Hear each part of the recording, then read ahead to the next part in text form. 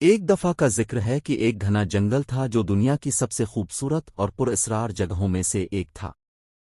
اس جنگل میں بڑے بڑے درخت، رنگ برنگے پھول اور ندی نالے تھے جو اس کی خوبصورتی میں مزید اضافہ کرتے تھے۔ جنگل کے بیچوں بیچ ایک جھیل تھی جس کا پانی شفاف اور ٹھنڈا تھا۔ جنگل میں مختلف قسم کے جانور رہتے تھے۔ بندر، ہاتھی، ہرن، شیر اور چیتے سب یہاں موجود تھے۔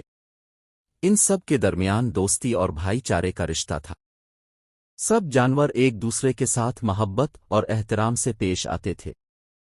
ایک دن جنگل میں ایک عجیب واقعہ پیش آیا۔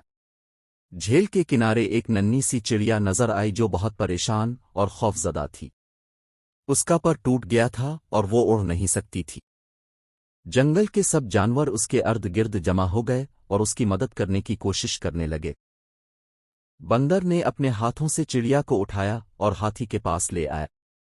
ہاتھی نے اپنی لمبی سونڈ سے چڑیا کے پر کو آرام سے سہلایا۔ ہرن نے جنگل کے ایک خاص پودے کی جڑ نکالی جو زخموں کو بھرنے کے لیے مشہور تھی۔ چیتے نے بڑی محبت سے اس جڑ کو چڑیا کے پر لگا دیا۔ کچھ دنوں میں چڑیا کا پر ٹھیک ہو گیا اور وہ دوبارہ اڑنے کے قابل ہو گئی۔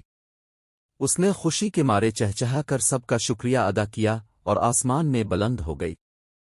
جنگل کے سب جانور بہت خوش ہوئے کہ انہوں نے مل جل کر ایک ننھی سی جان کی مدد کی۔ اس واقعے کے بعد جنگل کے جانوروں میں اور بھی زیادہ اتحاد اور محبت پیدا ہو گئی۔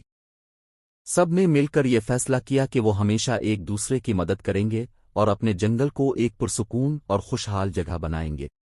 سبق: اسی طرح سب جنگل میں خوشی خرم سے زندگی گزارنے لگے۔